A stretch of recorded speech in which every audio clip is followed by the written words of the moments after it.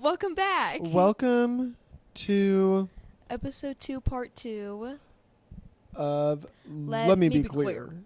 If you joined in last episode, we were doing the 16 personalities thingamabob. Yeah. Where we were reading off what they said about the personality types. If you don't remember, I was INFJ. And I was ESFJ. Yeah, so we're on the friendships category now. If you want to hear about introduction, strengths and weaknesses in romantic relationships, go check out part 1 of episode 2. It was so much of good. So yeah. All right. So friendships, advocates rarely settle for shallow, superficial friendships. Yeah, when it comes to social fulfillment, they aren't satisfied by casual interactions with colleagues or classmates. Advocate personalities crave authentic, meaningful friendships that allow them to share their dreams, bare their souls, and feel understood and accepted for who they are. And if that means having just one or two confidants rather than a wide circle of acquaintances, so be it. Yeah, pretty straightforward. Yup. While advocates may seem quiet or reserved to the world at large, they absolutely light up around their close friends. Few things bring them more pleasure or delight than talking through their passions, interests, and beliefs with a kindred spirit.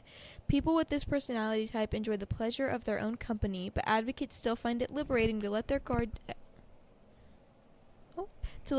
down and be completely and utterly themselves with a friend they know they can trust. Yeah. Yep. I definitely think the part about being more quiet, to the outside world, and being more open and alive with your friends is definitely true for you. Yeah. I think it's definitely true for both of us. Yeah. I don't care what this says. That's true. But was that it for your little first section? Okay. Friendships for consoles. Consoles are a very social personality type, seeking large circles of friends and proving themselves more than willing to spend the time and energy necessary to maintain these relationships.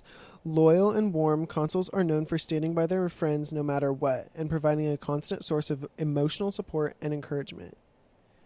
My little blue box says, console personalities are also sensitive to the traditions of friendships, seeing the support they offer as much as a responsibility as a pleasure. Yeah. Doing everything they can to make sure their friends are happy and being so comfortable with introductions and small talk. Psst. Go watch part 1. Yeah. Consoles are naturally very popular in pretty much any environment. This is a dynamic that consoles genuinely enjoy, but they also expect their efforts and support to be reciprocated. There's nothing quite as hurtful to people with the console personality type as finding out that a trusted friend is critical of their beliefs or habits, except maybe being told so in a direct confrontation. I think that's pretty true. Yeah. Yeah. Because everybody loves me, and I just want them to love me back. Did you read it all the way to the whole... Oh, no, I just did my little introduction thing. Okay. Yeah. Was that it? No, I didn't read this section. Oh, okay. Okay. Consoles have a tendency to believe that their friends can do no wrong, always stepping up to defend them regardless of circumstances, and they expect the same benefit of the doubt in return. Yeah. Yeah. Consoles can greatly expand their circles of friends if they learn to be more receptive to other perspectives rather than making snap judgments and conclusions. It's important for consoles, as with anyone, to avoid being insulated from other viewpoints and opinions to relate to and understand even more people. I was supposed to say what? It says ever, but it's supposed to be even. Yeah, well, 16 personalities fix that, because that's the second mistake we found now. Yeah. There was one in the last episode, so... And wasn't it online? Yeah. Fix your console I crap. don't think I've found any. I haven't looked at, grammar-wise, but spelling-wise, there hasn't been any. Yeah. Was that it for yours? Yep. Yeah, that was pretty Yeah, that was pretty accurate. All right, so searching for a heart of gold. Advocates are known for having great expectations, not just for themselves, but also for their friendships. High on this list of expectations is authenticity. If advocates have to fake or tone themselves down to gain someone's approval, then that person probably isn't the best friend for them. Facts. And it's hard for people with this personality type to respect someone who won't be honest with them in return, let alone anyone who can be honest with themselves. Yeah, I agree. Another expectation that advocates bring to their friendships is mutual support and growth. Having fun together is wonderful, but for these personalities, it isn't quite enough. Advocates want to surround themselves with friends who inspire them. Where was I? Oh, that's where I was at. Wait. Oh, who inspire them to learn and expand and improve themselves. For them, the surest way for two friends to deepen their bond is by helping each other move forward on their respective life missions. Period. In my little green box, it says, in friendship, advocates aren't just searching for someone to spend time with. They want to find a soulmate, someone who resonates with their passions and their convictions. If you know me, I do call Cass my platonic soulmate. Yeah, so what can we say? This website must be valid. That's all the proof you need. Yep, that's all the proof Is that you right need. there? Yup. This is a tall order, and advocates may feel... You're short. Don't even. And advocates may feel that it's difficult to meet the sort of friends they're seeking because their personality type is so rare. I'm one of a kind. Oh my god. Advocates may meet relatively few people who really remind them of themselves. As a result, they may worry that they need to settle for less than fulfilling friendships or else accept being alone. Dang. That was kind of brutal. Yeah, that was rude. But yeah, I'm guilty. It's like rude but valid. Rude but true. Okay. 1, 2, 3. We're all in this together. Okay, that's the name of my next section.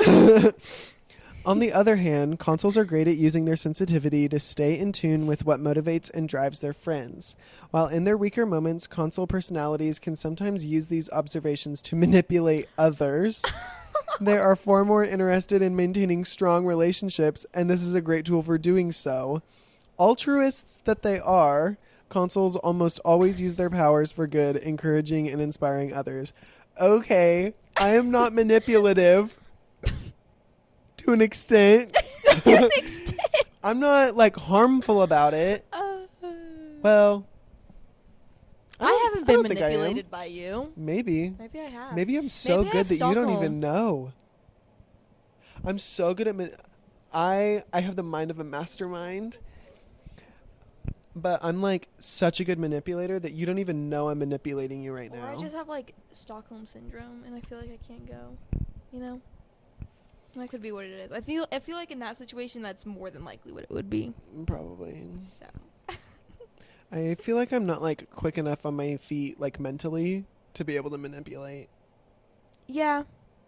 'Cause like I don't think that fast. I think I used to be able to, but I just got really lazy mentally. By and large, the console personality type is a pleasant and sincere one. Their energy and social intelligence win them many acquaintances and friends, and their support and dedication keep those friendships close and strong. With so much zest for life and company, dull moments are sure to be few and far between.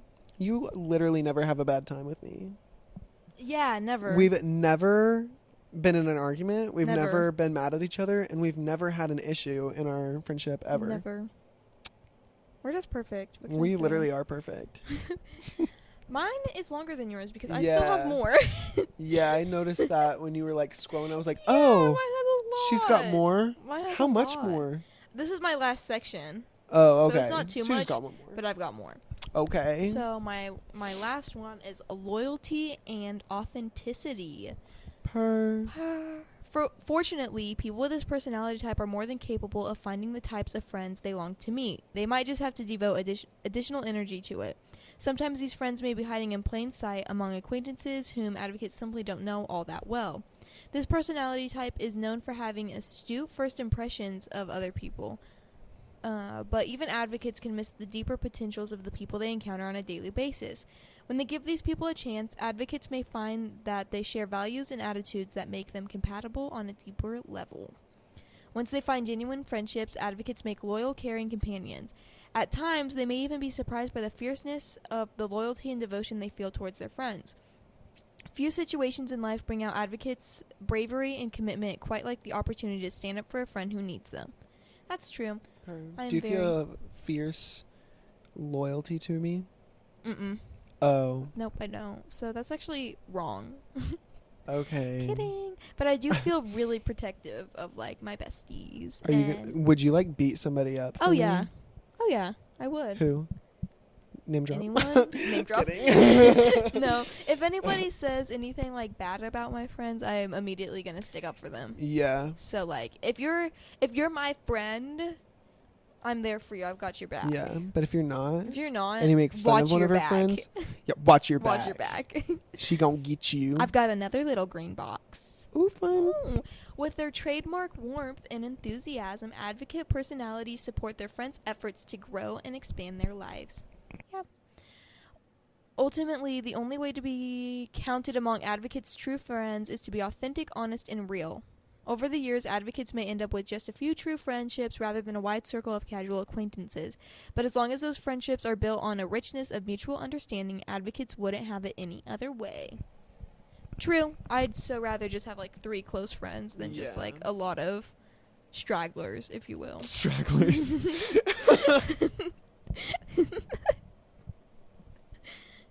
Why'd you call them stragglers? Because they come and they go. Yeah. So they're stragglers. Valid. And if nobody came to my mind when I said that. So if you're watching this and you think I'm talking about you, I'm not.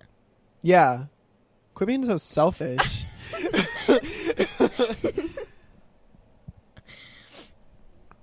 Oh, was that okay? Yeah, that was the end of mine. Time for parenthood. And I already read my blue box, and I think that it's gonna be very accurate. Okay. Oh, gosh. As parents, consuls have an excellent opportunity to display their warmth, affection, and dedication in ways that have a real and positive impact.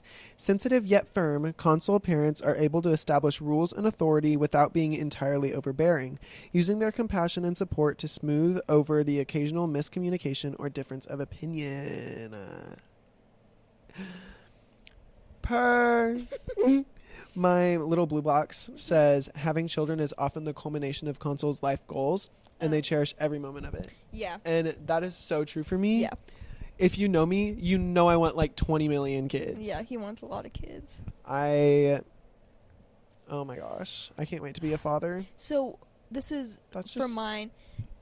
This is where I think mine's gonna be not like appropriate to my beliefs. What is it? But we'll wait. I haven't read it, but I don't think it's gonna say how I feel about being a parent. Yeah, but we'll wait. We'll see because you still have more. From the start, consuls try to ensure that their children feel safe and happy. People with the consul personality type enjoy the support they are able to give their infants who are utterly dependent on their care. Family being as important as it is to consuls, this is an incredibly rewarding start to the relationship.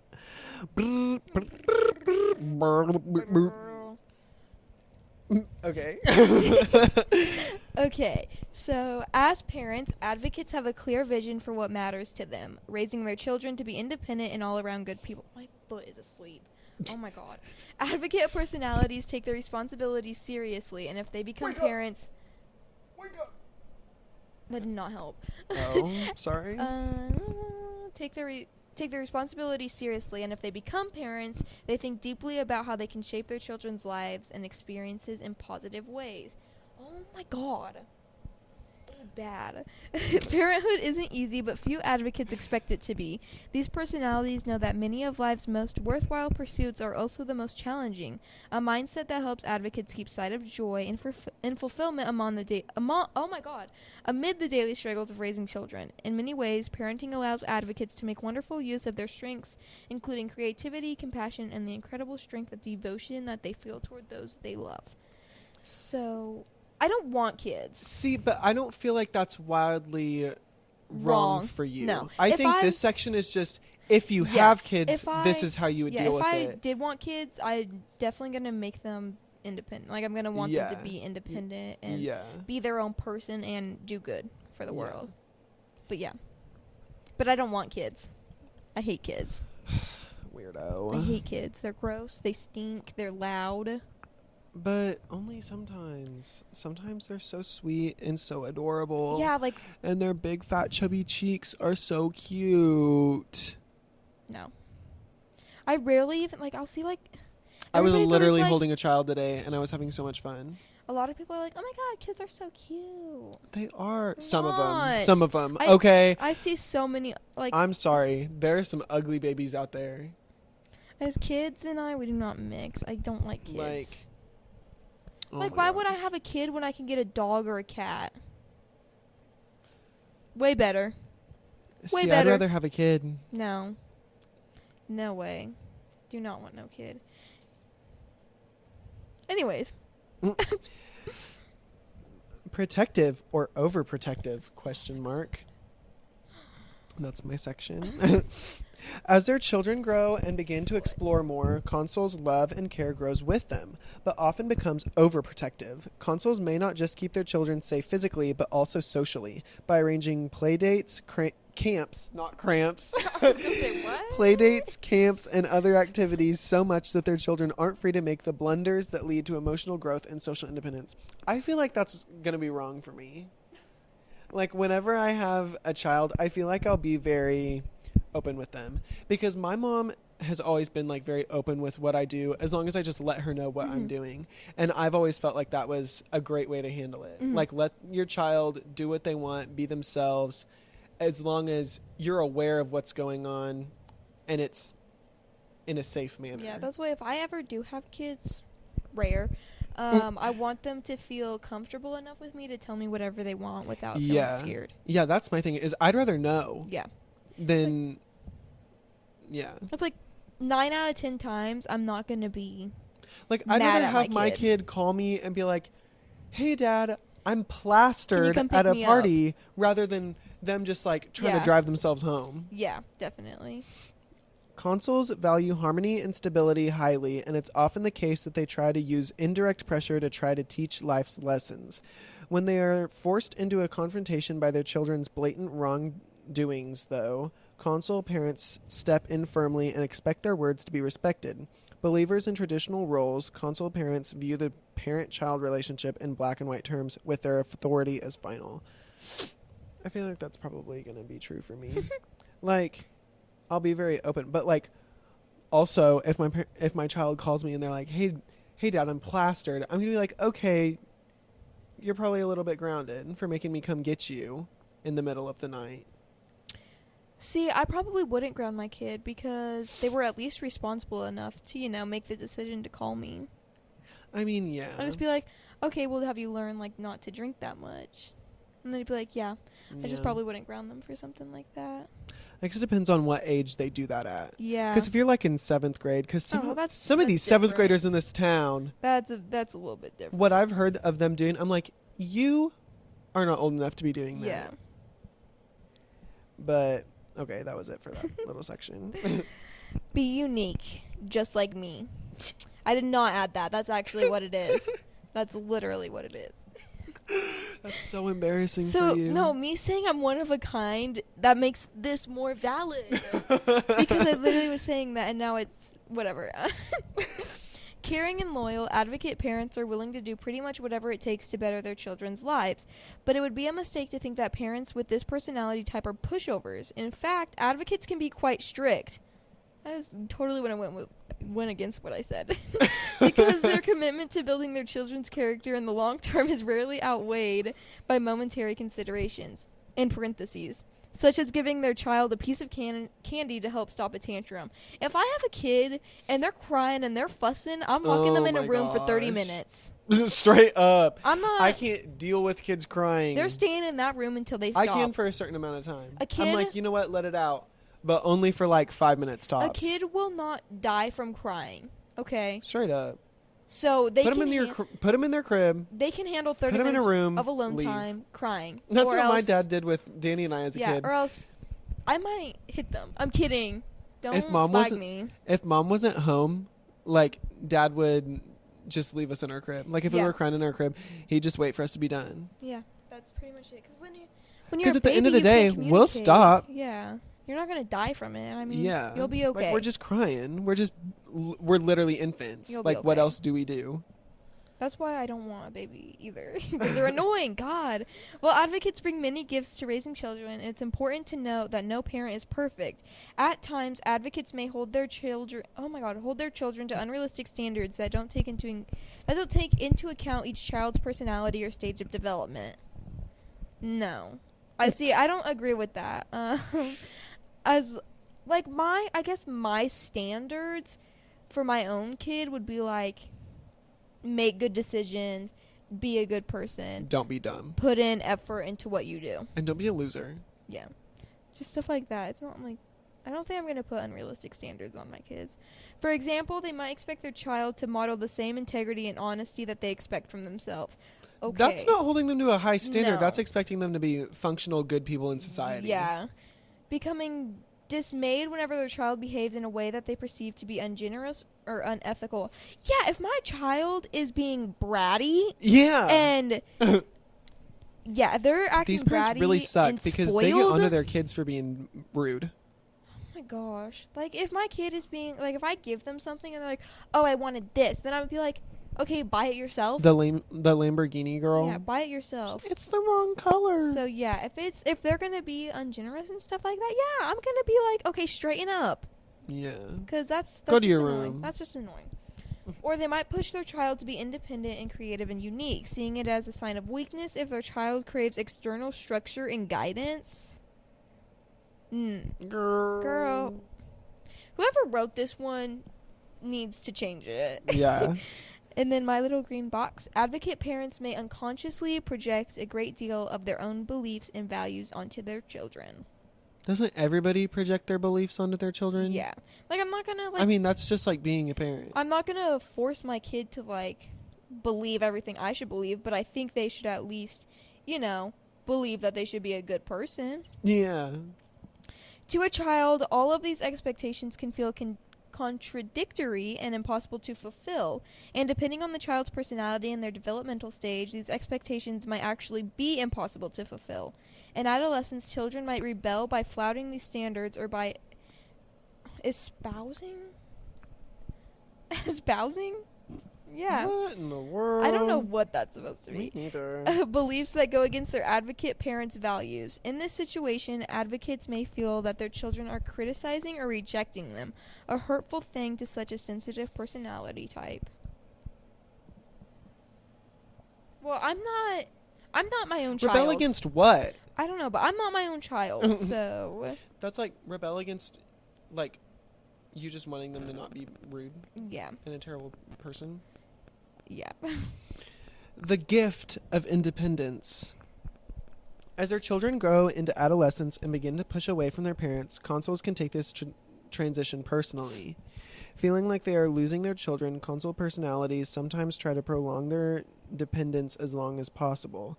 It's important to remember that when grown children leave the home, it's because their parents were successful in preparing them for the next phase of their lives, an accomplishment consuls can be proud of. I feel like that's true to an extent. Like, I feel like I'll be sad, like, that they're moving out and they're moving on and everything. Not necessarily moving on, but they're moving on out and, like, continuing on in their life. Not necessarily without me, but, like, not with me right there. Yeah. But I'm not going to take it personally. That's just what literally every single human being has done in their, like, I think that was the wrong wordage for that. But other than the taking it personally, I think that's probably true. Consuls' children will always appreciate the sensitivity and warmth that they were raised with, and as time goes on and they have their own children, they will cherish the fact that those children have the benefit of grandparents who love and care for them unconditionally. Period. Oh? Sorry. We're filming this later than typical, Yeah. so I'm kind of tired. Because somebody was carving pumpkins. I had to. I was supposed to do it yesterday, but we were all busy yesterday. A job well done. Advocates strive to make sure that their children grow up with a firm understanding of the difference between right and wrong. Parents with this personality type encourage their children to fight for a cause that they believe in and to be the best they can be. Whatever age their children might be, advocates can find a great deal of fulfillment and meaning simply in helping their children learn to be true to themselves. Ultimately, advocate parents tend to realize that it isn't a sign of failure if their children turn out differently than they'd expected. Instead, they come to see this as a sign that they've successfully raised someone who has the ability to form their own ideals. Advocates' children often come to appreciate the combination of independence and integrity with which they were raised, especially as they get older. Yeah. Yeah. Yeah. That was it for mine. Okay. Yeah. Oh my gosh, this one's long. What? I don't know how long yours is, but mine's pretty long. This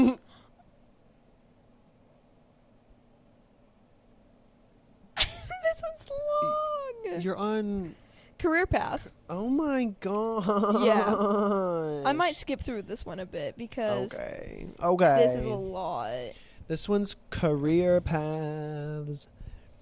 Because Consul's traits are so strongly expressed, leading with practical sense and social vigor, the careers they find most satisfying usually revolve around making the best use of these qualities. Consuls are well organized, enjoying bringing order and structure to their workplaces, and often work best in environments with clear, predictable hierarchies and tasks. Monotony and routine work are not a challenge for the Consul personality type, as they are happy to do what needs to be done. Pause. Wrong. Wrong, wrong, wrong. Wrongity, wrong, wrong. So bad, wrong. Wow. Tell me how you really feel. Because I hate monotony. I hate doing the same thing over and over again. I don't mind a routine, but I want it to change up every once in a while because I get sick. Yeah, that's why I hate working at jobs where I just sit there. Like school. I hate it. Okay, I never hated school. I actually kind of enjoyed the routine of it and everything. But the difference is each year I was taking new classes. Mm-hmm. And so I had the same routine, but I had different work that I was doing. And I like that. I like having a routine, but I like to switch up what I'm doing within that routine sometimes. And like, okay, the well organized and the bringing order and structure to the workplaces, I do like that. I do like something well structured. I don't really understand what the whole clear, predictable hierarchies and tasks really like brings to the table. Like I like a hierarchy. I don't know. I guess it's like you kind of like how there's like strictly there's like the top, like there's like the boss and then there's like managers and then workers. And all of those have certain tasks that they all need to complete. Yeah. Yeah. Yeah. But yeah. Okay. Was that it? Yeah. That was it for my little first section. Yeah. Advocates long to find a career that aligns with their values and their dreams, a career that allows them to fulfill their unique mission in this world. I don't know. Somebody honked. Yeah. I'm sorry about that. For these personalities, a job isn't satisfying if it doesn't offer a deeper sense of purpose, no matter how good the salary is. The good news is that people with this personality type can use their creativity and determination to find work that suits their needs in just about any field. In fact, advocates have trouble deciding which job is best for them because they're able to imagine so many possibilities. They may see half a dozen wildly different paths forward, each with its own set of rewards. This can be exciting but also stress-inducing because picking just one means letting go of so many others. Advocates may even feel... what was it? A big ol' fuzz from your sock. Sorry, I gotta find Sorry. it. It's okay. Advocates may even feel a sense of loss when so many doors close because one was selected. Yeah, there has been times where I've given, like, I had the opportunity to work at one job or had the opportunity to, like, do this other job or, like, do both of them. And I thought about it for a long time because I was like, okay, what do I get out of all of it? And I ended up choosing the one that I liked the most. But then I was also like, man, I wonder what would have happened if I chose something different. What if I loved that so much better? Yeah, which I doubt I would have. I always have, like, I don't really know what to call it, but, like, wrong choice anxiety. Like, that I always worry, like, oh my gosh, I made the wrong choice. And I could be so much happier doing something else. Yeah. When in reality, I just need to shut up. Or, like, with jobs, too, I don't think it's... it kind of said something in here about a job that needs to offer a deeper sense of purpose. Yes, that's true. Because if I'm going to be working, I want to be doing something. She going to be catching killers. Yeah. One day. I will be catching killers one day. But if at a job, I want to be doing something. Like, for, like, my past... my past, like, my first job and then this last job I just had, I did nothing. And I did not enjoy it that much because I was there all the time. And it's like, if I'm going to be there all the time, I should be doing something. But there was, like, nothing for me to do. That was like, Maddie and I, in July, we were, like, in between managers. So it was just Maddie and I working. So we were working quite a bit. And, like, there's a lot of downtime in my job. Yeah. And now that I have schoolwork to do and everything while I'm there, totally fine with that. I like that downtime being there. But then I had nothing to do for 6 hours of my day every day. Yeah. When it got, like, these past couple of weeks, because, you know, I was working 6 days out of the week. I was supposed to be working for 6 hours, but we were just so slow that I was leaving at, like, 7 or before then. Yeah. But it was like, I'm here, and for why? Yeah. Like, I'm sitting there, no one's coming in. I'm getting, like, we're just kind of, money's going right out the door into my pocket because I'm just sitting here and we're not bringing anything in. So it's just like, there's no point. There's no purpose for me to be here. See, with my job, so if anybody's in the gym, then I'm not allowed to leave. Yeah. And so when people aren't in there, I get to, like, go talk to people, like my coworkers and everything. And so I enjoy when nobody's in there purely because then I can start talking to people and I can actually start filling my time with stuff. Yeah. When people are in there, then that's when I have to sit and do nothing pretty much. Well, I was the only one on shift. Yeah. For you, I was by it's myself. Different. Yeah. I was by myself for with you, the busyness gave you something to do. The slowness gave me something to do. And even the busyness didn't give me anything. I put numbers in the register, handed people a key, and didn't see them again. Yeah. That was it. So that's why I preferred morning shift, because I was able to do stuff. Yeah. But I just want a job where I have something to do. And that's why I like jobs where it's not routine based, because I hate a routine and I want my stuff to be different. Like, that's why I so prefer working a schedule where it's like scattered days and I'm not working so and so days out of the week, or like I'm not working so and so hours out of the week, you know? I like set days of the week, because then if somebody's like, I want to do this in 4 months, I can be like, okay, well, I'm going to be I work every Monday, Wednesday, and Friday. So it's going to have to be on a Tuesday, Thursday, or Saturday. Or see, with scatter jobs too, if it's 4 months ahead, just request off. Well, I know, but I don't want to do that, so. Okay. But yeah, it's just like, because I've had experience, you know, with scatter jobs, and and I so prefer the scatter days just because it changes it up. I prefer a set schedule. And I hate when it just gets the same because I routine. like to know what to expect from the next day, which obviously I know I can just look at the schedule and know what I'm going to do the next day, but I like to, I don't know, it makes it easier for me to plan out my week and everything. Not that I really plan much. I do a lot of sitting around my days off. Being the same over and over and over and over again. I need change. I strive for change. I do relate to that kind of, because like whenever Boss Queen, not like Boss Queen, she's not my boss, but like whenever they ask me to work up front instead of in the gym, like on a Tuesday or Thursday, and they're like, yo, we need somebody to fill in, I'm like, absolutely yes. Because I do love doing some random junk on my days off. Yeah. It just sucks that my days off are your days on, and vice versa. Because we like never get to do anything during the day. Oh, well, I'm unemployed right now. I don't have a job right now, but we still can't do like a whole day worth of things. Yeah. Unless we did it on a Friday that I don't work. I don't know why we're not even talking about a plan. You're just like, oh, we have to do this on a Friday that I don't work. Did you not realize your change of tone just then? Yeah. So, like, we should do something this Friday because I don't work that day. Oh, I actually might be going to see Metallica on Friday in St. Louis. So, altruistic motivations. So, yeah, that can't happen. Careers as administrators are a natural fit. I'm sorry. I didn't read that. What? What? What do you mean you didn't read it? Like, my mouth said it, but my brain didn't read it. I did that the other night. I read like a whole 2 pages of my book, and I always have suddenly to go I was through like, and reread it. I didn't read any of that. Yeah. Careers as administrators are a natural fit, allowing consuls to organize not just an environment, but the people in it. Their practical skills combine well with their dependability, making consul personalities surprisingly good accountants. Ew.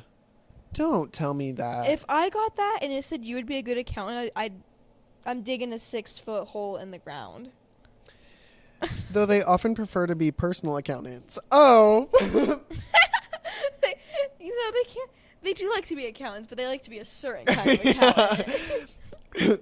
They like to be accountants, but they like to be personal ones. Yeah.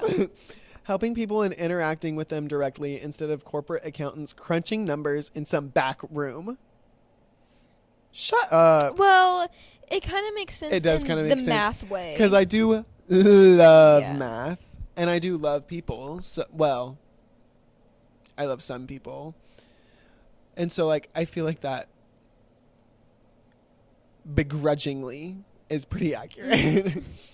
Purely analytical careers are often too dull for consuls, though. They need human interaction and emotional feedback to be truly satisfied in their line of work. Good listeners and enthusiastic team members, people with a consul personality type, are excellent providers of medical care and social work. Teaching is another great option, as consuls are comfortable with authority, but are supportive and friendly enough to keep that authority from feeling overbearing. I did famously want to be a teacher, a math teacher, for a long while. That's true. Before I got into astronauting and all the steps to get there. Oh my gosh. Yeah, well, If I could be a math teacher and an astronaut, I'd do that. Like, I'd astronaut during my summers. But imagine, be like, oh yeah, I was like on the moon this summer. That's such a... I'm mad that I didn't do that. My little blue box. Consuls' best careers all have the additional benefit of providing them with perhaps their most important requirement to feel appreciated and know they've helped someone.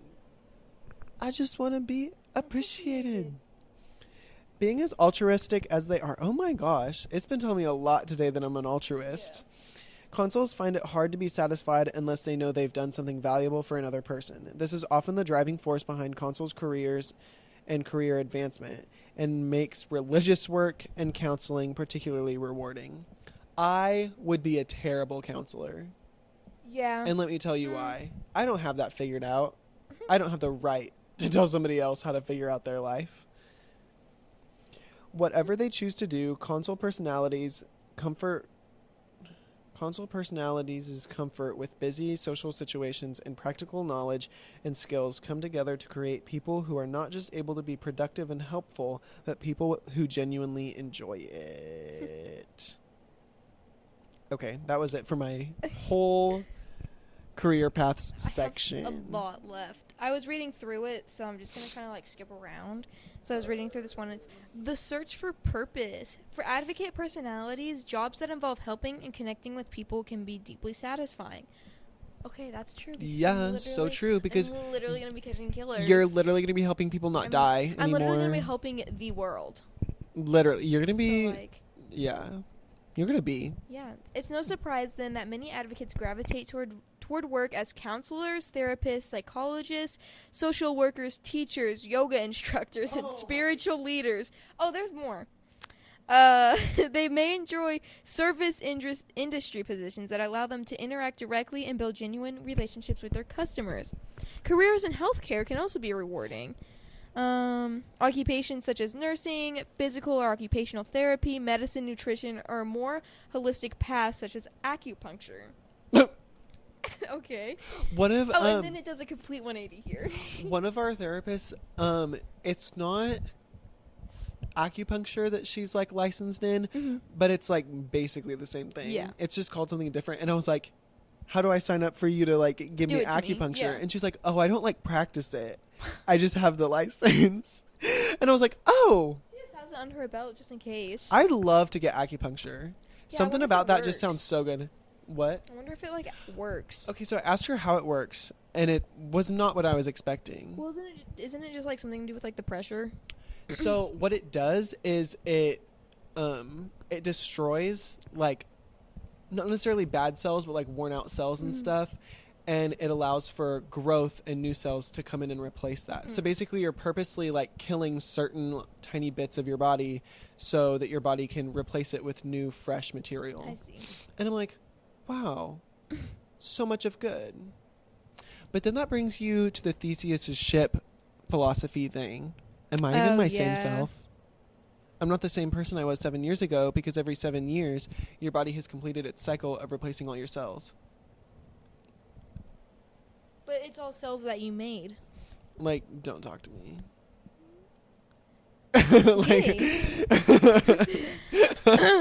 This, oh my gosh. So it was from yoga teachers, a lot. Now to how many advocates are passionate communicators. And this explains why they are often drawn to careers in writing, creating many popular books, blogs, stories, video games, and screenplays. Oh, we're doing a podcast right now, and gosh. I did want to become an actor. And we are going to do a short film at some point in our lives. Other advocates might pursue music, photography, design, illustration, or fine art. Oh my god. Nonprofit workplaces, from museums to nature centers to food pantries, also hold a special appeal. I wanted to be a park ranger for like a short bit. I used to want to be a zoologist for a long time. But I wanted to work with then I animals found out for a I long hated time. biology. Yeah, Like I love biology. animals and I love nature and everything, but oh my gosh, when you get down to the science of it, it makes me want to literally beat my head up against a spiky brick wall. With their focus on serving the community rather than drawing a profit, these organizations can be a natural fit for advocate personalities. No matter what it says on their business cards, advocates' insight can enable them to spot unusual patterns and come up with outside-the-box solutions, creating real change in others' lives. Wow, you always think outside the box. Excuse me. A sense of mission. Advocates are incredibly versatile, but some work environments may rub them the wrong way. This is especially true of workplaces that offer little independence or agency, forcing employers to adhere to rigid, repetitive protocols without regard for their individual needs or strengths. I literally was just saying how I hate doing the same thing over and over again. I'm just saying. For this reason, many advocates seek out more flexible, autonomous positions or branch off altogether to start their own business. They may also find it gratifying to create bridges between seemingly disparate professional fields. For example, by writing about psychology or being an environmental lawyer. You know what we should do? We should start our own business, and we can call it the DL.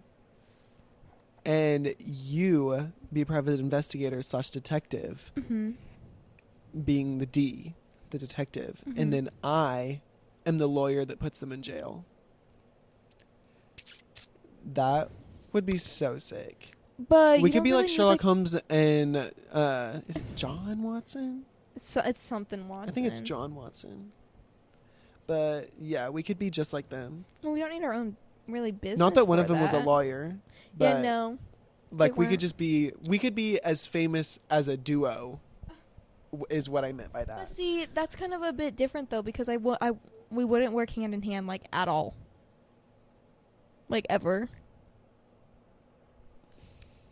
Well, we could like just help each other out. We could like consult each other. Wow, what a business. What a business. Well, I don't know what you're meaning then. Like, I'm meaning, like, with it, I don't really know how well it could be a business unless, like, you're, like, because, like, I'm finding the people and then you're just going to be at the court. So, like, we wouldn't really, like, run in our paths together, you know? Well, we would work in the same office. People come in and they, like, D is on the left, L's on the right. And if you haven't caught your killer yet, you go to the left. But if you already think if you've already got it, you go to the right. And then we have like this little window and we're like, hey. You think about that a little bit more. My little green box. Advocates tend to feel stifled. Stifled. I know. I just like to say it like that. I know it's stifled. No, you didn't. I did. You didn't. Unless their work allows them the freedom to act according to their conscience, their creativity, and their own common sense. Okay, yeah, that's it for that. I'm sick of it. I'm sick of it. I skipped so much of it, but a lot of it was just like, saying the same thing. oh my gosh, how long is your workplace habits? Is it long? Well, that's longer than the last one. I think ours are decently the same, actually. I don't even know. I think it's, well, you have green boxes. I don't think I had a single box. And your green boxes are pretty large. Workplace habits. When it comes to the workplace, consuls have clear tendencies that show through regardless of their position. People with the consul personality type thrive on social order and harmony and use their warmth and social intelligence to make sure that each person knows their responsibilities and is able to get done what needs to get done. Consuls are comfortable, even dependent on clear hierarchies and roles, and whether subordinates, colleagues, or managers. They did not use the Oxford comma, and that makes me mad. Consul personalities expect authority to be respected and backed up by rules and standards. Yeah. Was that it? Yeah. My workplace habits. Advocates have some specific needs when it comes to a satisfying work environment. For people with this personality type, the most rewarding work allows them to help others while also growing as a person. And it's a given that an ideal career for advocates must be in line with their individual values. Anything that gets in the way of these values, from red tape and meaningless rules to office politics and the unscrupulous co-workers, can seriously sap advocates' motivation. This is a personality type that thrives in environments that promote fairness and equality. Most advocates prefer not to think of themselves as above or below anyone else, no matter where they are on the job ladder. Yeah. Purr. That was it for mine, yeah. Consul subordinates. With clearly defined responsibilities and a sense of purpose, consuls are patient, efficient, hardworking people who respect the authority of their managers. While consuls may struggle with too much freedom in improvisation, they thrive in workplaces with structure, safety, and guidelines. Routine tasks are not a problem for consuls, and their dedication and loyalty earn them the respect of their managers. I feel like that's really not very good. I am not patient. My efficiency really depends on what I'm doing, and that goes hand in hand with the hardworking. I do respect my managers if they're not stupid. Yeah. But I'm not patient. I do not struggle with too much freedom. Or do you? Maybe I do. Or do you? Maybe I like the freedom. Because you don't do what you have. Because you don't. But because do I what don't do what I need to do. Yeah. Yeah. Oop. And again, routine tasks. Okay, that was it. Sorry. Advocate subordinates. Advocates value cooperation, sensitivity, and independence. As employees, they gravitate toward managers who are what? Gravitor. Who are open-minded and willing to consider their input. Advocate personalities may become frustrated when they feel unheard, so having a manager who listens to them can make all the difference. That's true. Yeah. I feel like if you're a manager, you should be listening to your employees. Yeah, like my little green box. Ideally, advocates will find a manager that just said the same thing. I'm skipping it. Because advocates tend to act on their convictions and aim to do their best, their morale can be vulnerable to criticism, particularly if it's unwarranted. Other morale killers for these personalities may include strict rules, formal structures, and routine tasks.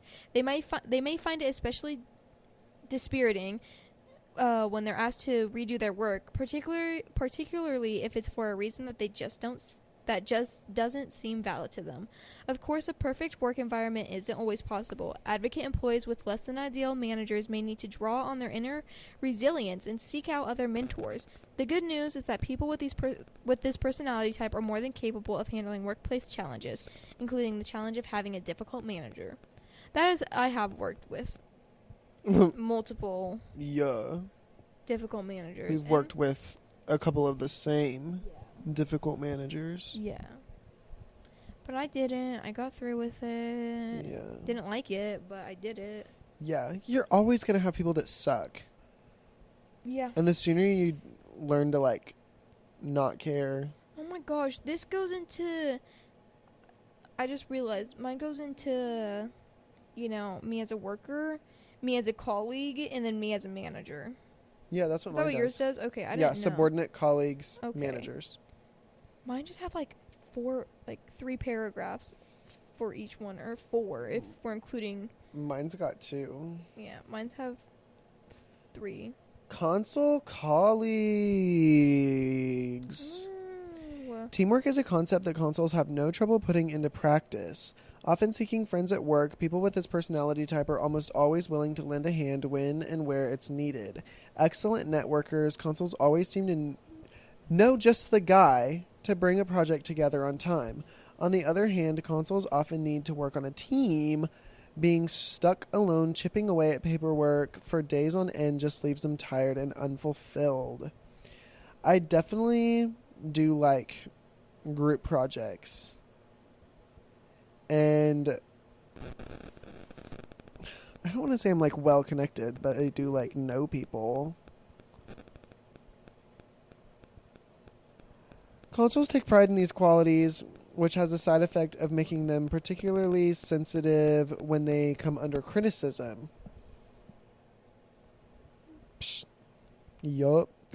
When their suggestions and help are turned down, consul personalities can take it personally. Yeah. Because, like, I only have good ideas, guys. Already somewhat vulnerable to stress. Rejections like these can be pretty demoralizing, and consuls may need their coworkers to make an effort to express their appreciation from time to time. Yeah. As like a coworker and like just a person in society, you should be letting people know, hey, you're doing a good job. Yeah. Like, hey, good job. Yeah. Was that it for yours? Yeah. My colleague one. Colleague. As colleagues, advocates can be quite popular and well respected. People with this personality type are often seen as helpful, eloquent, and capable coworkers. Among their greatest strengths is their ability to identify others' motives and understand the root cause of conflict before anyone else even senses a disturbance. Her. I will say, She's an empath. I am an empath. I don't think I've had a single boss who hasn't liked me. And if they haven't, they never told me. But I'm pretty sure, like, all of them did like me. Yeah. So, at times, efficiency may be less of a priority for advocates than collaborating with and helping colleagues who need a boost. While this is usually a strength, there is a risk that others will take advantage of advocates' desire to help. They may find themselves picking up the slack for their less dedicated coworkers at the expense of their own energy and well-being. I don't feel like that's true. No. If you're not doing your job, I'm not doing it for you. Yeah. Like, I'm not going to go tell on you, but I ain't doing it. Unless if it's a continuous thing, then I will tell on you. Well, because then that means someone will eventually have to take care of it. But I'm not doing it. And I don't care if it's because you're mopey. I'm mopey too, and I'm still doing my job. Yeah, like, I'm not going to make up other people's tasks for them. Yeah. Unless they, like, come to me a little ways before and be like, listen, man, I'm not going to have time to do this. And if I have time, if I have the time, I'll be like, yeah, okay, I can do that. Yeah. Although they tend to be well liked among their colleagues, advocates are still introverts. From time to time, they may need to step back they may need to step back and work alone, pursuing their own goals in their own ways. This isn't a sign of resentment or ill will, but rather a signal of advocates' need to balance serving others with their own self-care.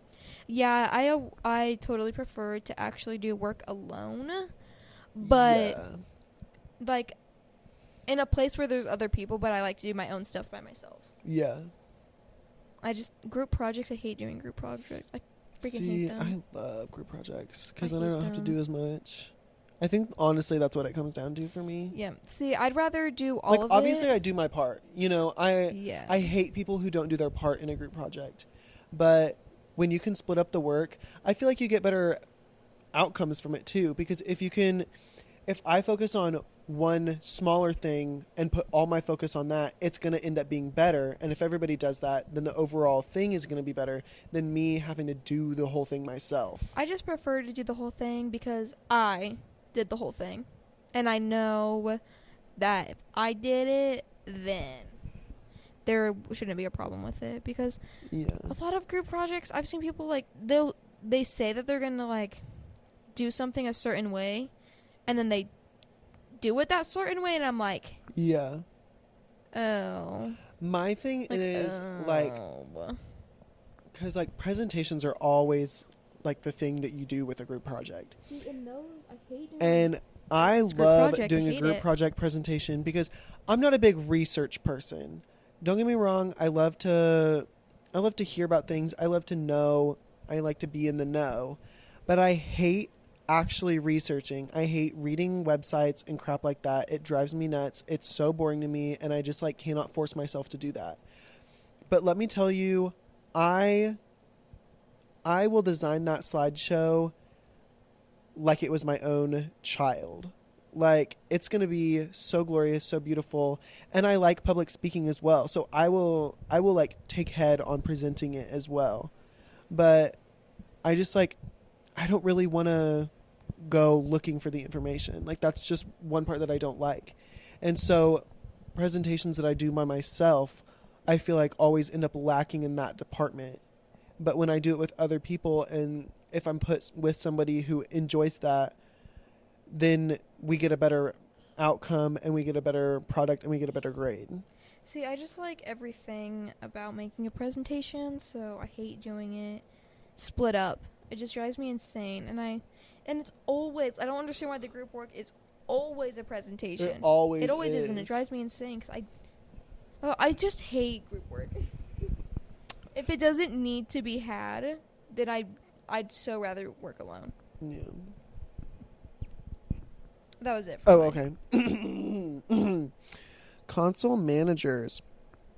Consuls enjoy the responsibility that comes with organizing social situations, and the enjoyment they feel in managing other people translates well into management positions. As team leaders, consuls find ways to make everyone feel involved, uniting people and smoothing relationships in order to get things done. I definitely feel like that would be true. I've never been a manager before, but I've always thought I'd be a good one. You know? I've been a manager before. It was nice. Where? The pool. Oh, I forget you ever worked there.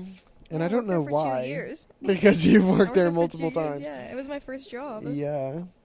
But I've always thought I'd be a good manager. Or no, it wasn't my first job, the store was. No, the pool was my first job. Yeah. I'm lying. The pool was my first job. At the same time, consuls have a strong respect for traditional power structures. And if, after all their efforts convincing their subordinates to work together, someone ends up challenging their authority, they can stress out, lose their temper, and just generally react badly. Well, good manager down the drain. Yeah. People with a consul personality type are sensitive about their status and dislike conflict, and prefer situations where everyone knows their role. So long as expectations are clearly outlined, consuls are effective and enjoyable managers. That's it for me. Alright, advocate managers. I just read oh my god. Oh. I read the first 2 lines and it's already wrong. Advocate managers. As managers, advocates may dislike wielding their power. They prefer to think of everyone as equals no matter what a person's business card might say. No, actually, I don't think everyone as equals. And I do not dislike wielding my power. I actually dislike yielding my power. So, that was wrong. literally You literally pulled a Lin-Manuel Miranda with how you did that. You heard it here. Like, I'm gonna write the next Hamilton. That was the next $10 founding father without a father. Yeah, I don't dislike wielding my power. I just like yielding my power. Like, that was poetic. Oh my god, guys, put that on a t-shirt. I would wear that. Merch drop. Oh my god. Merch we drop. should do that. We need to change our bio to that now. Yeah. I don't dislike wielding my power. That's so good. I'm so I feel smart. like we need to make it shorter though if we're gonna put it on a t-shirt. No, make it. We're gonna put it in the small font. People have like paragraphs on their t-shirts. That's true. And I don't think everyone has equals, because there's a lot of people who don't put in If you the got same here effort. yesterday, You're no. not equal. Shut up. Or if there's a manager and you're just a normal worker, not equals. Yeah. So. There's a hierarchy for a reason. Yeah. Rather than micromanage their subordinates, advocates often prefer to empower them to think and act independently. They work hard to encourage others and promote an atmosphere of mutual respect. Yeah, I'm not going to micromanage you. Just get your job done. Yeah. That's pretty much what it is. That's not to say that advocates have low standards. Far from it. Their sense of equality means that they expect their subordinates to live up to the standards that they set for themselves. Bosses with this personality type want their employees to be rigorous, motivated, reliable, and unfailingly honest, and they will notice if anyone misses the mark. That's true. Yeah. Yeah, that's true. Like, just do your job. Yeah. And do it good. Yeah. Do your job. Like, do if it you good. have a responsibility at your job, do it. Do it. You're getting paid to literally do it. Like, so. I've never worked a hard job in my life. Yeah. I've, like, if I'm being honest, I worked at a grocery store, and then I worked at a restaurant, and then I went back to that grocery store, and now I'm in a fitness center, and I've never had a hard job in my life. I've been blessed with the jobs I've had. Sure, I complain, but it's not about the workload. It's just about, like, I don't want to do that. Yeah. You know? Yeah. Which, sometimes you feel that way, but at the end of the day, it's still your job and you still have to do it. Mm-hmm. So as long as you do it, whatever. Advocate managers can be particularly stern if they catch someone behaving in a way that they consider unethical. These personalities have little tolerance for lapses in reliability or morality. When their employees' good intentions match their own, however, advocate bosses work tirelessly to ensure that their entire team feels valued, fulfilled, and successful. Yeah, just don't be stupid and don't be rude, pretty much. Yeah. Yeah. Especially the don't be stupid people. Yeah. Oh my god. Conclusion. Conclusion. This is just going to be like a recap.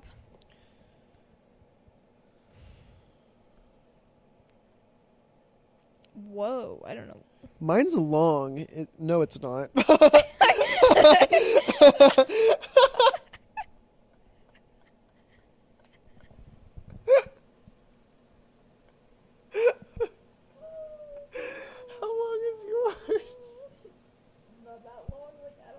Wait, this first paragraph of mine is like, what you have read so far is just an introduction. And then it has like in quotes, along the way you may have uttered to yourself, wow, this is so accurate it's a little creepy. Or, finally someone understands me. You may have even asked, how do they know more about me than the people I'm closest to do? I never thought that. Me either. This is literally just telling me years of research. What? It's saying like they got it so accurate because of years of research. Oh. So this conclusion is. Mine is actually like going over. Mine's not. What we just did. My last one is just, here's a question for you. Are you ready to take full advantage of your unique strengths to unlock your true exceptional potential? Hold on. Start reading right now. Wait. Okay. 1, 2, 3. What you have read so far is just an introduction into the complex concept that is the console personality. Mine's the complexities of the kind-hearted, creative, and incredibly rare advocate personality type. Skip that. Along the way, you may have muttered to yourself, wow, this is so accurate, it's a little creepy. Or, finally, someone understands me. You may have even asked, how do they know more about me than the people I'm closest to do? Mine has "do" at the end. Oh, mine doesn't. This If is not a you trick. feel understood right now, it's because you are. Oh, wait. Years. Oh. No. This is not a trick. You felt understood. They're telling me I felt understood because you were. Yeah, that's what mine says. If you feel understood right now, it's because you are. No, not if. They said you felt understood. That's what mine said. It's the same thing. We've studied how consoles think and what they need to reach their full potential. Years of research have given us deep insights into the unique strengths and challenges of advocates like you. No. That's not what mine says. Creativity. Mine says, passion. and no, we did not spy on you.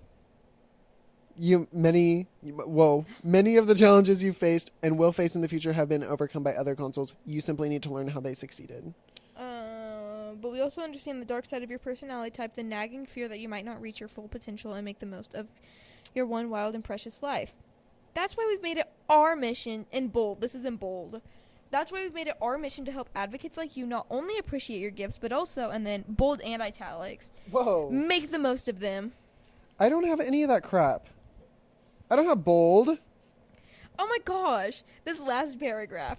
So here's our question for you, advocate. Are you ready to take full advantage of your unique strengths to unlock your true exceptional potential? If so, your premium profile. No, premium console suite. I'm about to look at this. How much? $39. Yeah, I was gonna say, it's gonna be expensive. 100% money back guarantee.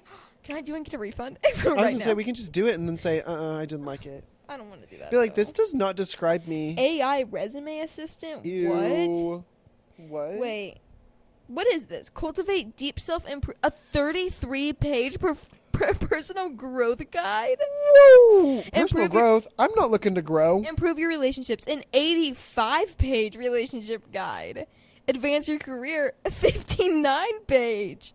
Oh my god. Go beyond your personality 76 type. page for improve your relationships. Mine's 85. Apparently, I really needed to learn about that. Mine's 85. Advance your career is a 62 pager for me. Cultivating deep self-improvement is 21 pages. 33. Go beyond. Or 30 plus specialized tests. And then AI resume assistant. Well, yeah. I'm not paying $30 for That's... that. I am not paying $30 to read like 200 pages worth of stuff. Yeah. I'm gonna pick up a book. What? What? You crazy. Crazy. Yeah. That was it. Yeah, it's time for Off with the Head. Oh, yeah. I thought I wrote one down, but I guess I didn't. I had one. I actually have like 3, but I'm going to save one for the next episode because I think it'll fit better for which that will episode. be... Oh my gosh, I'm so excited for like this one. A pros and cons. British slander. Yeah, but like we're doing like a pros and cons list. Yeah. Yeah. Which I actually have some of mine wrote down, which I'm not going to show you. I need to do that. But Well, I'll give you a little glimpse, but you can't read them. Oh. Ready?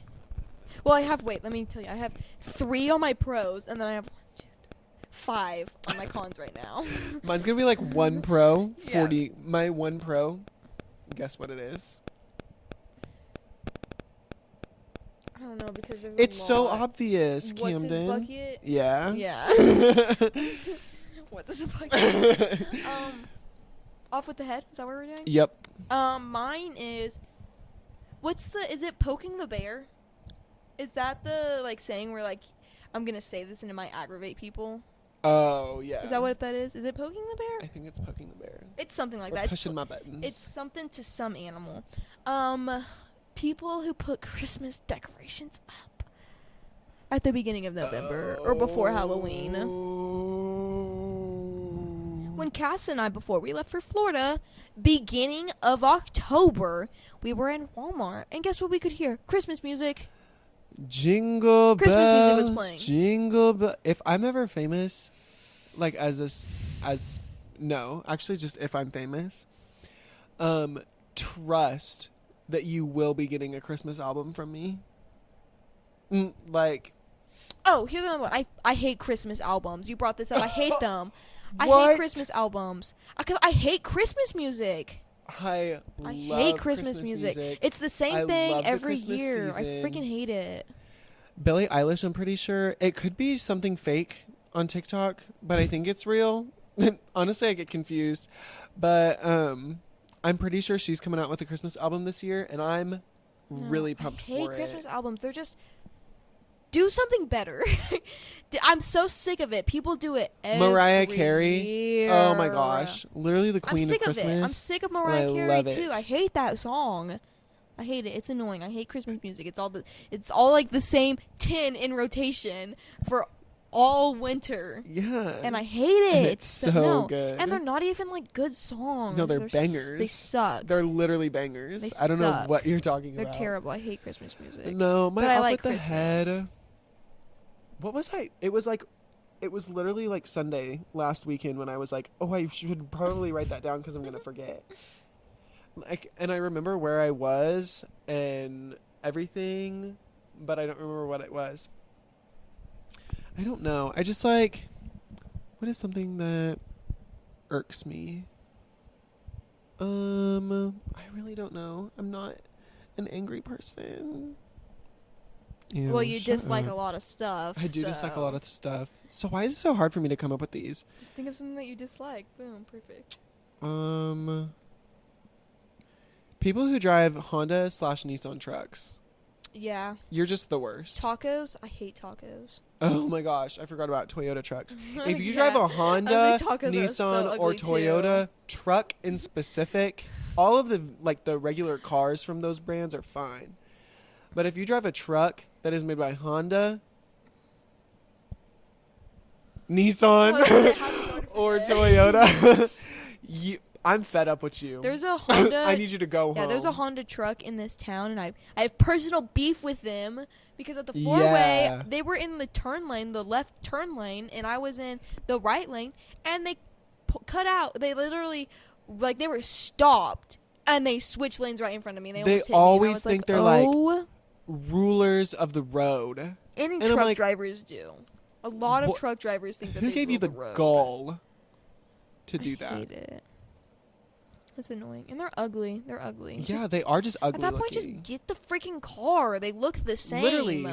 One just has a long bed and Yeah, they're they're gross. just- They're get the so ugly looking. Get the car. And the car Like, probably there was gets this Nissan better truck. gas mileage. There was this Nissan truck being sold, and my parents were like when we were looking for a vehicle for me, they're like, oh my gosh, what about this? And I said, there ain't No. no way you just They're said those words out ugly. loud to me. They're so ugly. I was so mad at them. Not actually, but like. They're so ugly.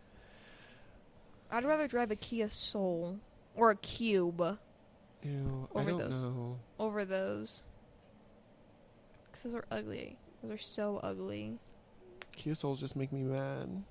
Why? I'd rather drive So one than mad. any of those trucks. And Kia Soul probably has way better gas mileage and is probably way cheaper. So. It's not really an off with the head, but it's just something that kind of annoys me sometimes, and it's purely a personal problem. Is I'll see like a TikTok edit of somebody hot, and I'll be like, oh my gosh, and I'll be like, and I find out what show they're in, so I go to watch the show, but that edit is from like season 5 or 6, and they're literally like ages 10 through 14 in the first season. So then I either have to not watch the show because I can't like. Because if the show's not interesting enough for me to get to the point where they're hot, then I just won't watch it. Or I have to go through like 3 or 4 seasons of just being like, why are they 12? Until they get to the point where I'm like, okay, you're finally hot now. I'm going to tell you guys what show he's talking about. No. It's Chucky. It's so embarrassing. It's no. Chucky, the it's TV so series. embarrassing. Because I started watching Chucky the series, and I've been enjoying it. It's actually good, guys. No, it's so bad, but it's good. Like, it's not a horror. It's trying to be, but it's so bad. And so it's just a comedy. They're also like, in season 1, they're 8th graders. And it's just like everything they do, I'm like, nobody does this in 8th grade. You know? Well, they never make any TV show realistic. See, like but the things that the 8th graders are doing, like, oh my gosh, they literally had like a party with like drugs and alcohol at it as 8th graders. People in our 8th grade class, they were doing that. Not like school, not like class wide though. In a class full of like 200 people. Well, if we had a class full of 200 people, I'm sure that we would be doing that. It's just because we had so limited people. That's why. I don't know. Seems pretty realistic to me because Maybe. I feel like once when you hit a lot of people that age start doing stuff. Yeah. Yeah. We did have a lot of pregnancy scares in junior high. And before. Yeah, and before. So, pretty realistic. And I think that's just says something about us because neither of us had pregnancy neither of scares, us. so it's okay.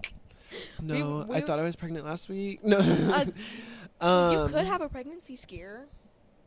Like, you could have gone. I know. I I know.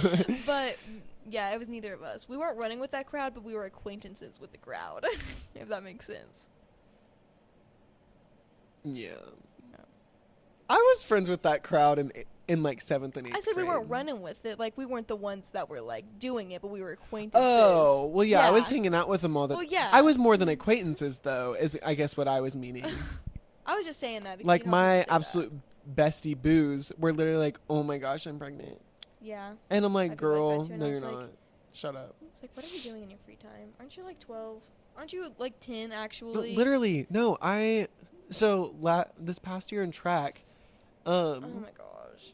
I asked, I think he's like a 7th grader, or he was at the time. I was like, what even, I said, what even happens in junior high? Do you guys get like pregnancy scares still? And he goes, what? And I said, like, pregnancy scares. Like, do you ever like get, like, has a girl ever thought, oh no, I might be pregnant? And he was like, no. And I was like, oh, so that was just us? That's at least that's good. Yeah, it's good. It's You good. shouldn't be having pregnancy At scares the age of 12? at the age of in school still. Yeah. Like, but it just kind of baffled me because I was like, why That did we made- have that one every made- other That made weekend? the middle school experience. It did. That and hearing about how some girl in my class, 7th grade, she was like talking to a doctor and they were like doing stuff and this man was a doctor. A doctor.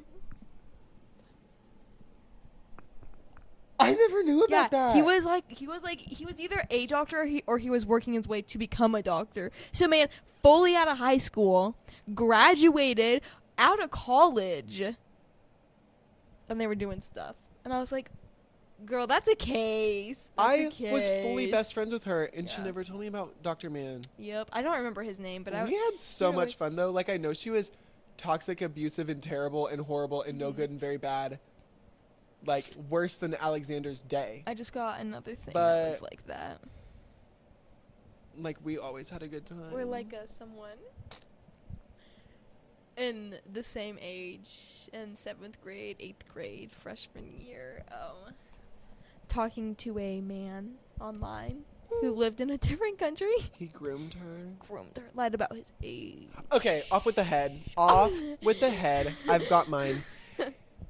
If an old man is messaging you on social media How are they? and is like nowhere near you geographically, you were not groomed I don't get that. I don't understand it. to quote Sky Jackson, don't be afraid to hit that block button. I don't understand it. Like, okay, yeah, he could have like texted you and said stuff to like make you feel a certain way, but at the end of the day, You could have. You reciprocated. At the end of the like, day, I'm if like, you're messaging back, you are welcoming that in. it's like I'm not victim blaming. I don't understand. I just how don't it's think there was a grooming. victim. Yeah, That's what I don't mean. think there was a victim. There's not a victim when you don't hit the block button. It's just I'm just like, how does that work? Because it's different when it's like in person, like to use Shirley Temple as an example. That was grooming. Mm-hmm. She was on those sets and those men were taking advantage of her and that was terrible. Mm-hmm. And she could not help that. She couldn't just say stop because they weren't going to just stop. Yeah. If they're just messaging you on the internet, you don't even have to say stop. You just can not respond. Yeah. There are so many ways to stop that from happening. You cannot go and be like, oh my gosh, I was groomed because you flirted back and forth And with an old she man on can't the even- internet. She can't even she wasn't groomed. She wasn't groomed. Even if, like, it made sense, the grooming was not there. Yeah. Like, what? Like, girl, you were bragging about it. Yeah. That was my biggest thing. You're flexing on it to and don't everyone. Get me wrong.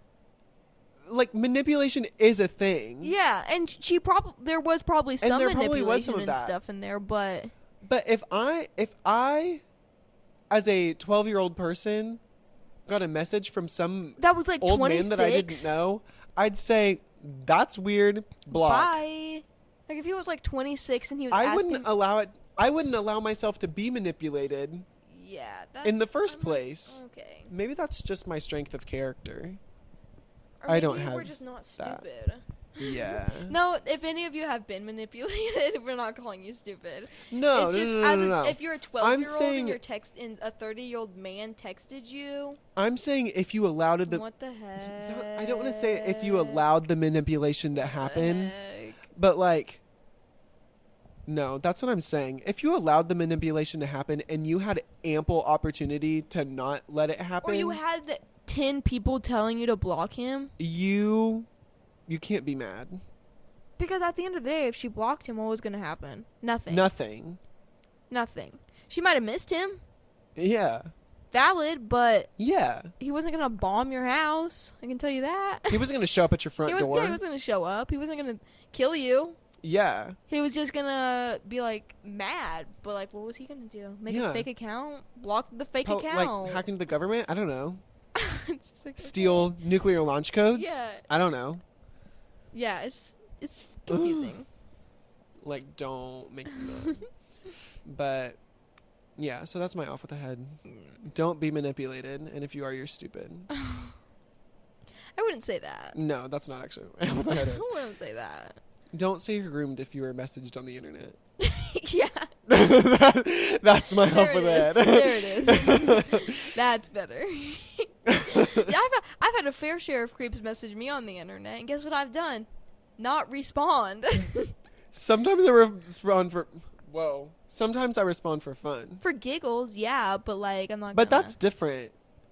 Because I'm not stupid. Yeah. Well. Yep. Next week is British slander. Mm-hmm. Get so ready for it because I'm so ready for it. It might be another 2-hour long episode because I like to not shut up about how stupid British people are. It might be. I have some pretty funny ones on there right now. I was gonna say, should we do a sneak peek, but I don't want to give it away. Yeah, we probably shouldn't because the episode's also getting kind of long. Yeah. So, well, I was just meaning I was gonna read off one thing and leave it at that. Oh. So I was meaning by my sneak peek. Do you want me to? Sure, let's do it. We'll do. But I'm not allowed to say anything about it. I'm not allowed to have a reaction. This is on my cons. British Fanta. Sneak peek. My con for it is a dislike about the British people, and they need to fix it. Is British Fanta. We'll go more in depth. We'll go more in depth. Like Fanta the Pop? Yeah, like Fanta the Pop. So I was right in being confused. Yeah, but we'll go. Like there was no context. I literally have con in the bullet point British Fanta. Yeah. So yeah, it's okay if you're confused, but you won't be confused in a week. One wine's probably going to be British breakfast foods. Yeah, I have one on there. But yeah, there's the little sneak peek. But yeah, that's your little sneak peek. Wow, we've never done a sneak peek. We've never known what we're going to do next episode before. Yeah, that's true. That's true. But have such a good week. Remember, what did we learn? We learned that we work.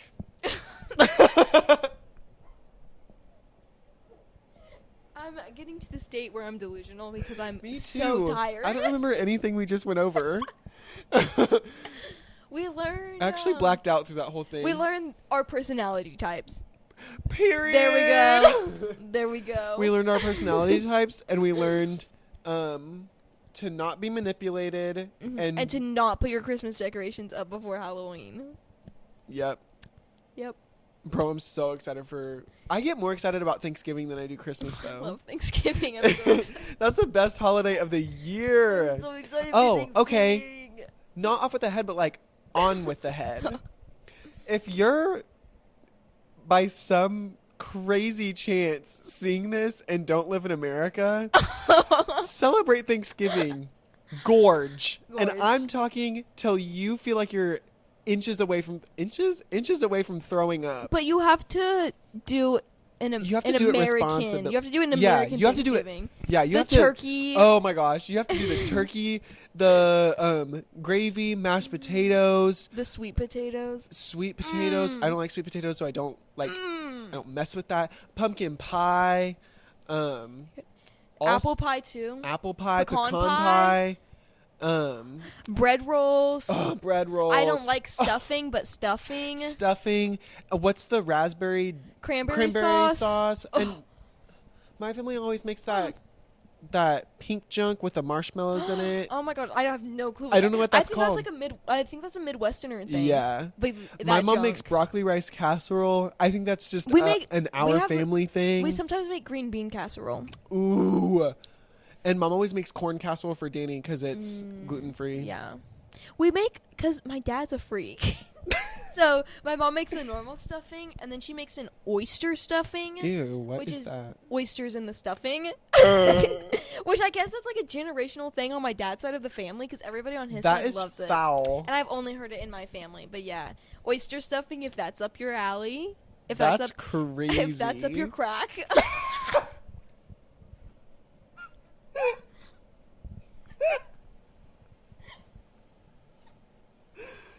Also, I think we need to play. That needs to be a quote on a t-shirt. Yeah. If that's up your crack. If that's up your crack. We need to play. We need to play the Mimic on Roblox together I've tried, sometime. But I've never gotten it to work. I watched somebody do it today, and I think I know how to do it this time. Every time I so go, we should play, but we should record it and post it. It brings me into a waiting room, and then there's like a lot of people. We could do like a Dan and Phil games, but Cass and Cammy games. We could be a multimedia conglomerate. We're just gonna make an anthology, which we learned. Didn't we learn that word in the first episode? Yeah, and how an anthology is not what we thought it No, was. it's just a complete work of everything. No. Yeah, it was the complete work of like books and stuff. No, an anthology is like different works. Yeah. That go together, put together. When the first thing I said was a different work of stuff. It was the same difference. I don't think it is. It was. If it all goes together, it's like the complete work. No. Okay, well, this episode's too long, so we're ending it. Okay. Bye. Bye. I don't know why you looked at me.